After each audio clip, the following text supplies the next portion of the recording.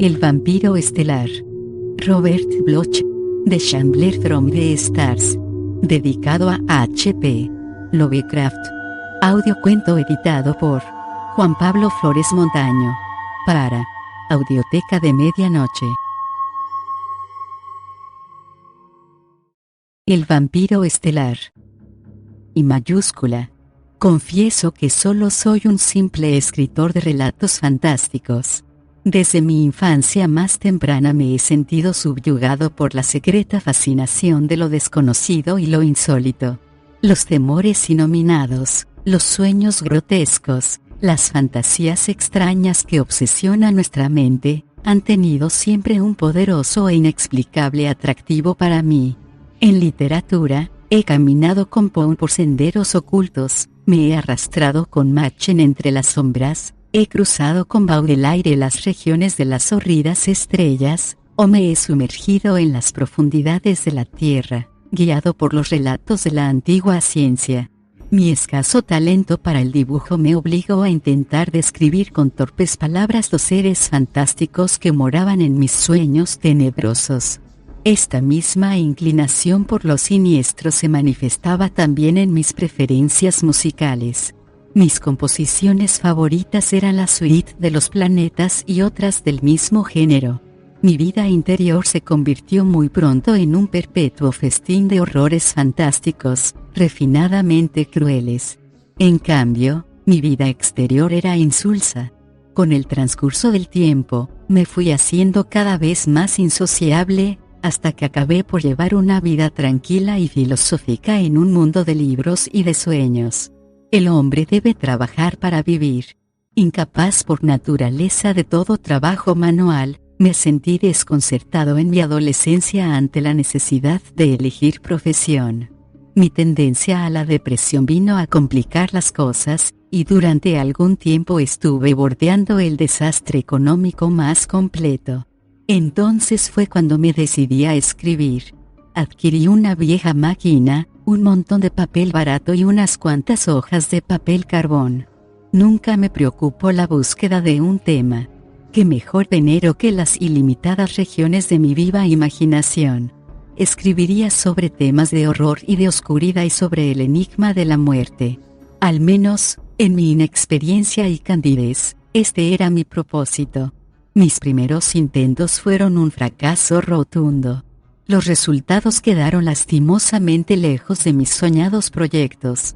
En el papel, mis fantasías más brillantes se convirtieron en un revoltijo insensato de pesados adjetivos, y no encontré palabras de uso corriente con que expresar el terror portentoso de lo desconocido.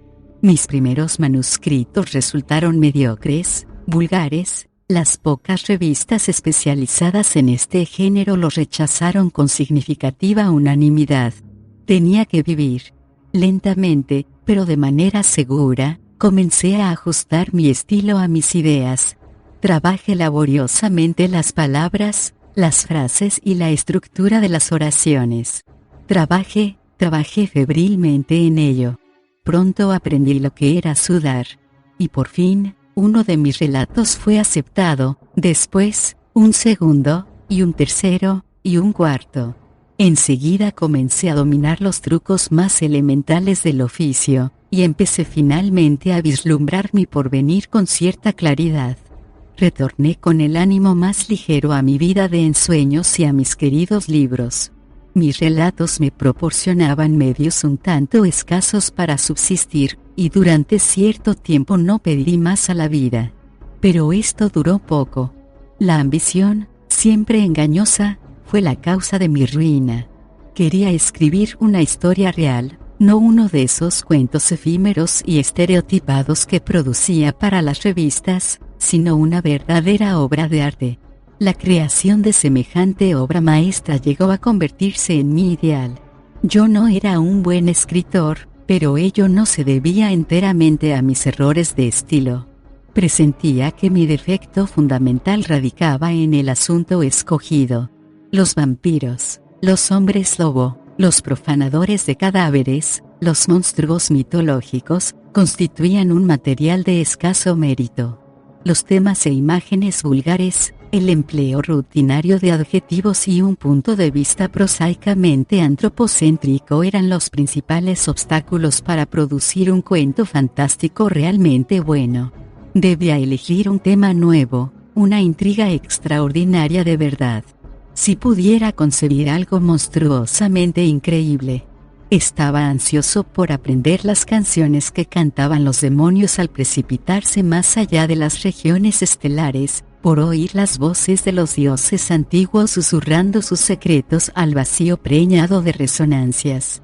Deseaba vivamente conocer los terrores de la tumba, el roce de las larvas en mi lengua, la fría caricia de una mortaja podrida sobre mi cuerpo.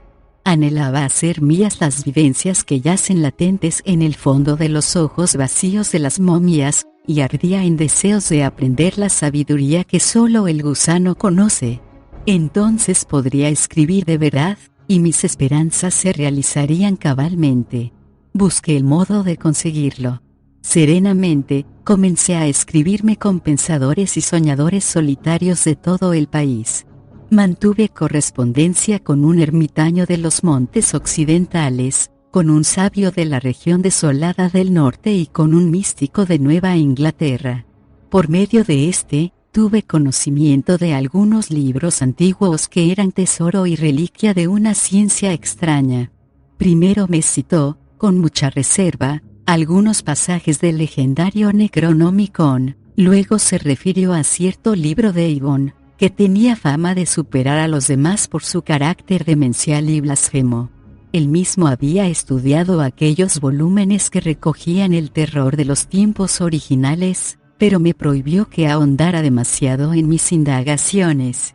Me dijo que, como hijo que era de la embrujada ciudad de Arkham, donde aún palpitan y acechan sombras de otros tiempos, había oído cosas muy extrañas, por lo que decidió apartarse prudentemente de las ciencias negras y prohibidas.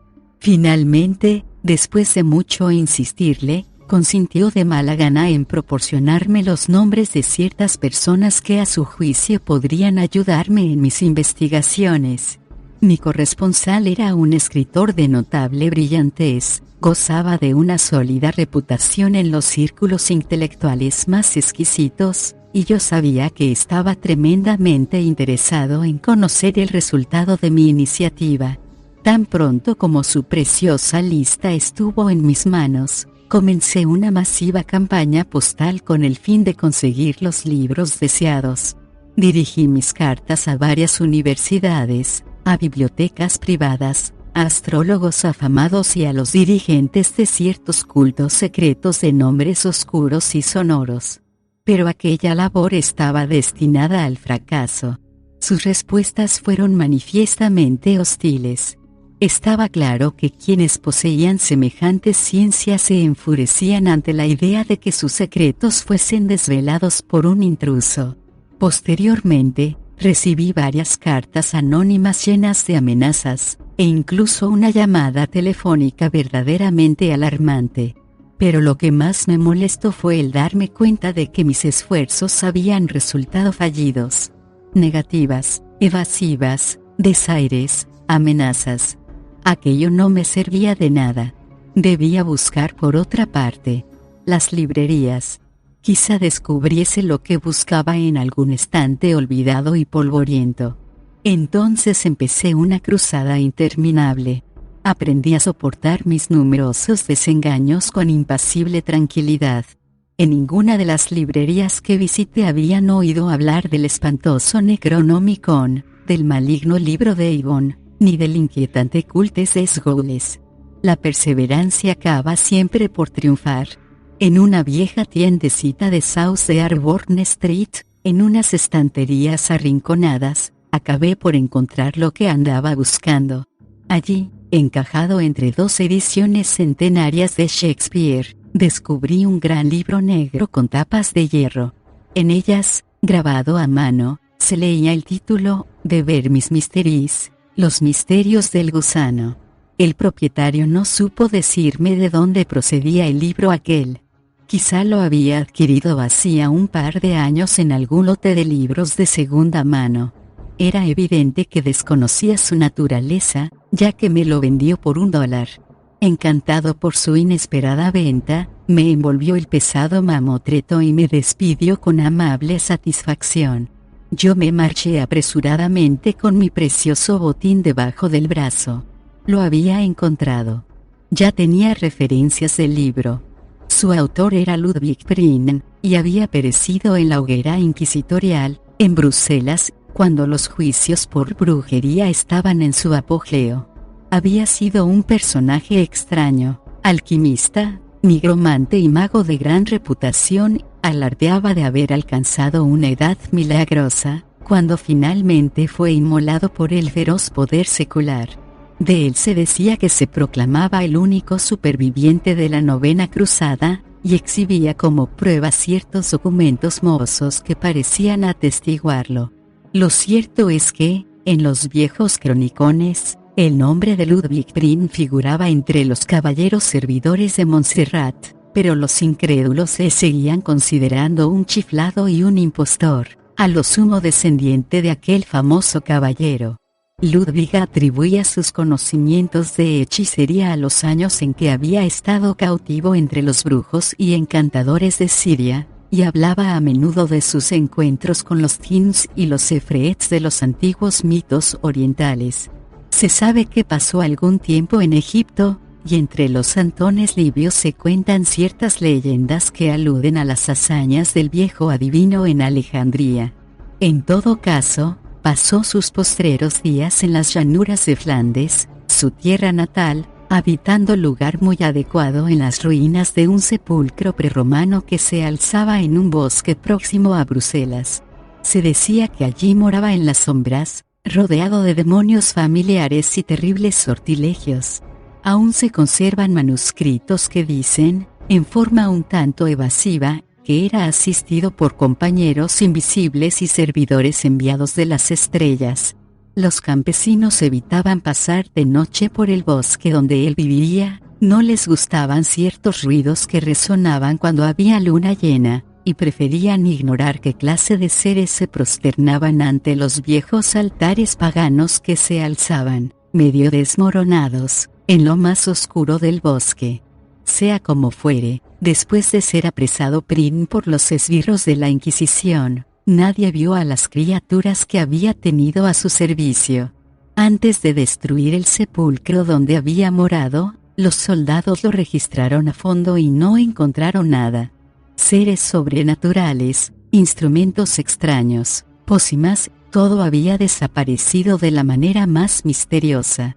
Hicieron un minucioso reconocimiento del bosque prohibido, pero sin resultado.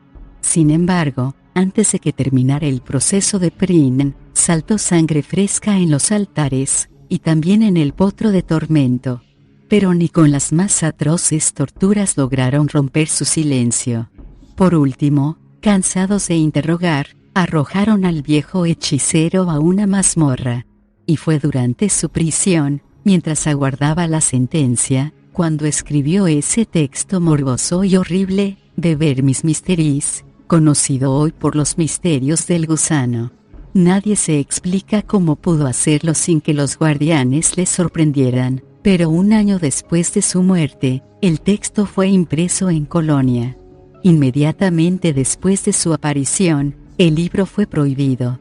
Pero ya se habían distribuido algunos ejemplares, de los que se sacaron copias en secreto. Más adelante se hizo una nueva edición, censurada y expurgada, de suerte que únicamente se considera auténtico el texto original latino. A lo largo de los siglos, han sido muy pocos los que han tenido acceso a la sabiduría que encierra este libro. Los secretos del viejo mago son conocidos hoy por algunos iniciados, quienes, por razones muy concretas, se oponen a todo intento de divulgarlos. Esto era, en resumen, lo que sabía del libro que había venido a parar a mis manos. Aún como mero coleccionista, el libro representaba un hallazgo fenomenal, pero, desgraciadamente, no podía juzgar su contenido, porque estaba en latín. Como solo conozco unas cuantas palabras sueltas de esa lengua, al abrir sus páginas mohosas me tropecé con un obstáculo insuperable. Era exasperante poseer aquel tesoro de saber oculto y no tener la clave para descifrarlo. Por un momento, me sentí desesperado. No me seducía la idea de poner un texto de semejante naturaleza en manos de un latinista de la localidad. Más tarde, tuve una inspiración. ¿Por qué no coger el libro y visitar a mi amigo para solicitar su ayuda?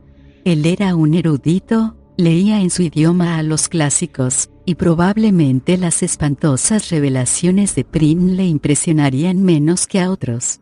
Sin pensarlo más, le escribí apresuradamente y muy poco después recibí su contestación. Estaba encantado de ayudarme. Por encima de todo, debía ir inmediatamente. Y Providence es un pueblo encantador. La casa de mi amigo era antigua, de un estilo georgiano bastante raro. La planta baja era una maravilla de ambiente colonial. El piso alto, sombreado por las dos vertientes del tejado e iluminado por un amplio ventanal, servía de estudio a mi anfitrión. Allí reflexionamos durante aquella espantosa y memorable noche del pasado abril, junto al ventanal abierto a la mar azulada.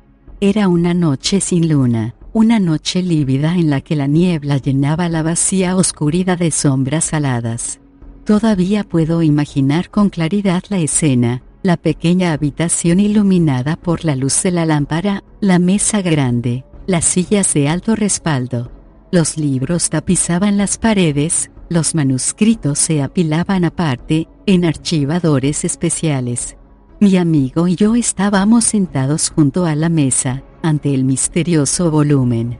El delgado perfil de mi anfitrión proyectaba una sombra inquieta sobre la pared, y su semblante de cera adoptaba, a la luz mortecina, una apariencia furtiva. En el ambiente flotaba como el presagio de una portentosa revelación. Yo sentía la presencia de unos secretos que acaso no tardarían en revelarse. Mi compañero era sensible también a esa atmósfera expectante.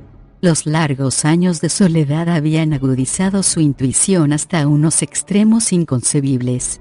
No era el frío lo que le hacía temblar en su butaca, ni la fiebre lo que hacía llamear sus ojos con un fulgor de piedras preciosas.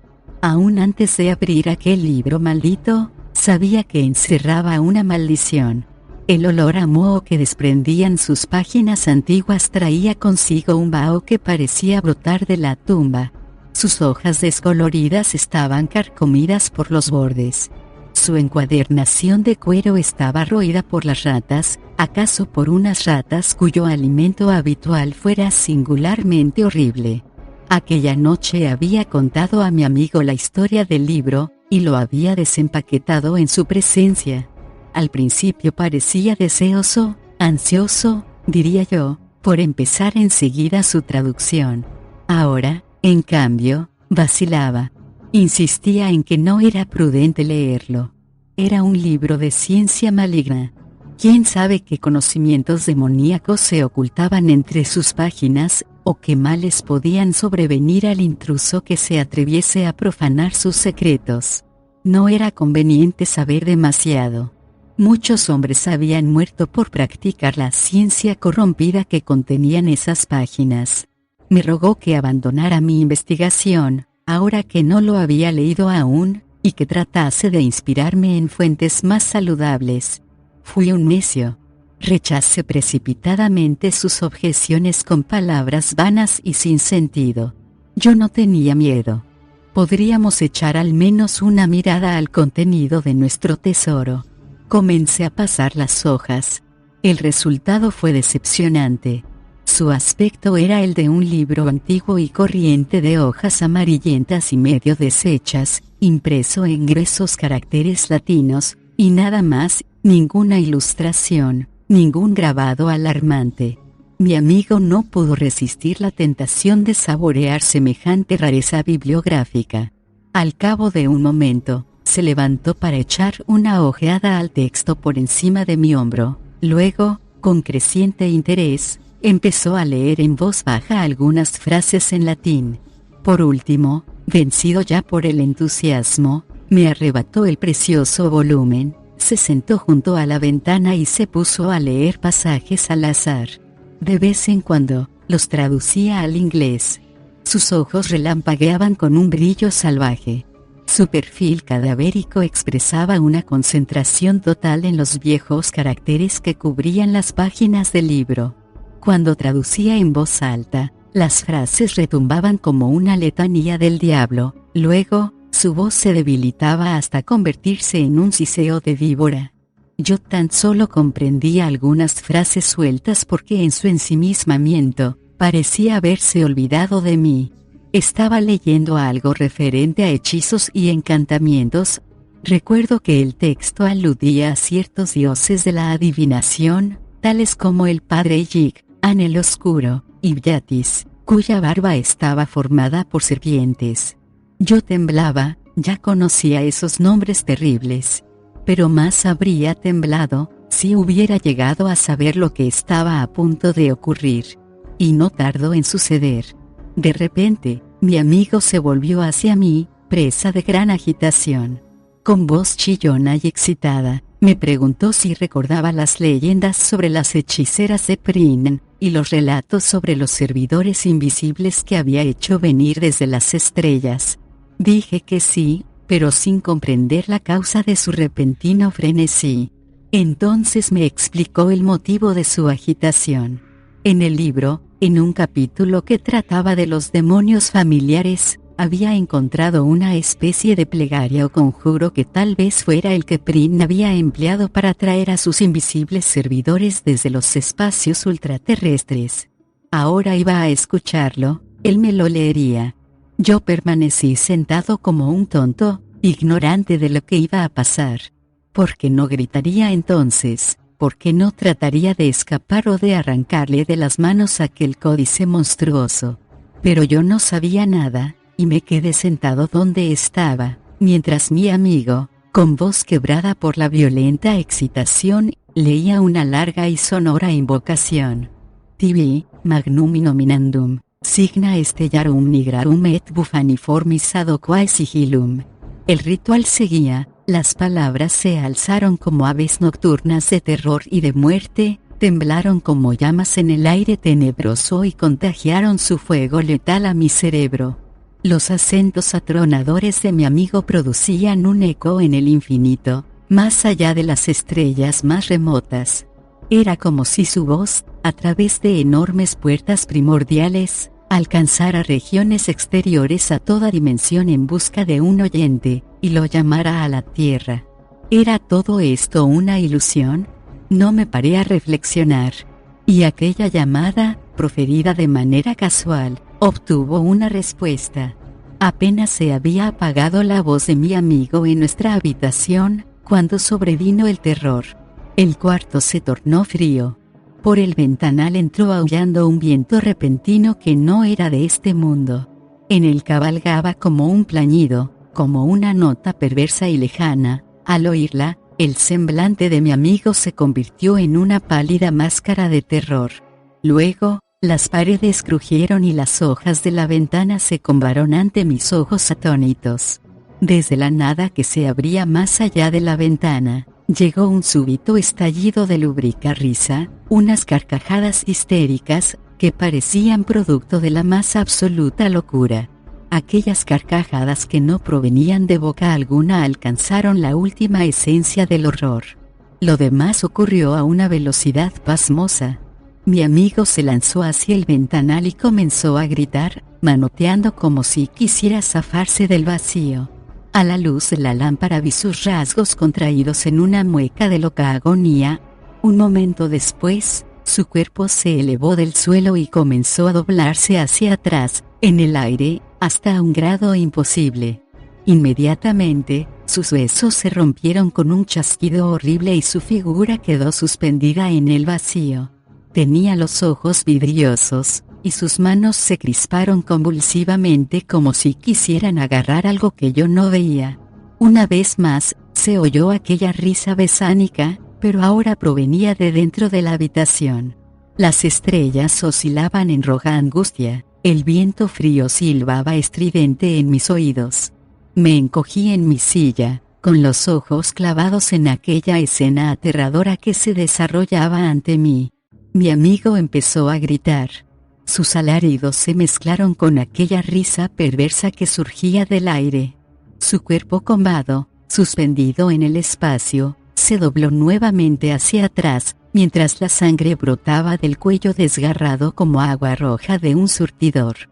Aquella sangre no llegó a tocar el suelo.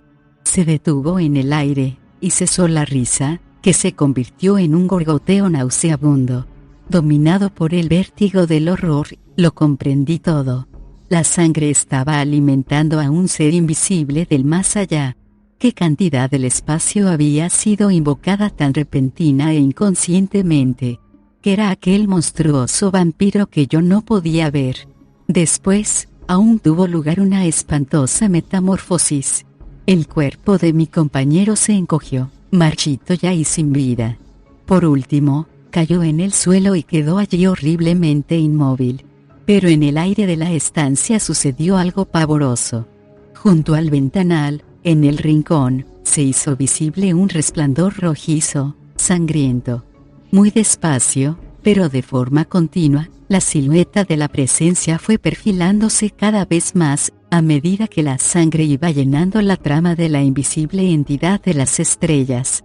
Era una inmensidad de gelatina palpitante, húmeda y roja, una burbuja escarlata con miles de apéndices tentaculares que se enroscaban y desenroscaban en el vacío. En los extremos de estos apéndices, unas bocas se abrían y cerraban con horrible codicia. Era una cosa hinchada y obscena, un bulto sin cabeza, sin rostro, sin ojos, una especie de buche ávido, dotado de garras, que había brotado del vacío estelar. La sangre humana con la que se había nutrido revelaba ahora los contornos del comensal. No era un espectáculo para ser presenciado por un ser humano. Afortunadamente para mi equilibrio mental, aquella criatura no se desmoronó ante mis ojos. Con un desprecio total por el cadáver flácido que yacía en el suelo, asió el espantoso libro con un tentáculo viscoso y retorcido, y se dirigió al ventanal con rapidez. Allí, comprimió su tembloroso cuerpo de gelatina a través de la abertura. Desapareció, y oí su risa sarcástica y lejana, arrastrada por las ráfagas del viento, mientras regresaba a los abismos de donde había venido. Eso fue todo. Me quedé solo en la habitación, ante el cuerpo roto y sin vida de mi amigo. El libro había desaparecido. En la pared había huellas de sangre y abundantes salpicaduras en el suelo. El rostro de mi amigo era una calavera ensangrentada, vuelta hacia las estrellas. Permanecí largo rato sentado en silencio, antes de prenderle fuego a la habitación. Después, me marché. Me reí, porque sabía que las llamas destruirían toda huella de lo ocurrido. Yo había llegado aquella misma tarde. Nadie me conocía ni me había visto llegar. Tampoco me vio partir nadie, ya que me fui antes de que las llamas empezaran a propagarse. Anduve horas y horas, sin rumbo, por las calles retorcidas, sacudido por una risa idiota, cada vez que divisaba las estrellas inflamadas, cruelmente jubilosas, que me miraban furtivamente a través de los desgarrones de la niebla fantasmal. Al cabo de varias horas, me sentí lo bastante calmado como para tomar el tren. Durante el largo viaje de regreso, estuve tranquilo, y lo he estado igualmente ahora, mientras escribía esta relación de los hechos. Tampoco me alteré cuando leí en la prensa la noticia de que mi amigo había fallecido en un incendio que destruyó la vivienda. Solamente a veces, por la noche, cuando brillan las estrellas, los sueños vuelven a conducirme hacia un gigantesco laberinto de horror y de locura. Entonces tomo drogas, en un vano intento por distraer los recuerdos que me asaltan mientras duermo. Pero tampoco eso me preocupa demasiado, porque sé que no permaneceré mucho tiempo aquí. Tengo la certeza de que veré, una vez más, aquella temblorosa entidad de las estrellas. Estoy convencido de que pronto volverá para llevarme a esa negrura que es hoy morada de mi amigo. A veces deseo vivamente que llegue ese día, porque entonces aprenderá, yo también, de una vez para siempre, los misterios del gusano.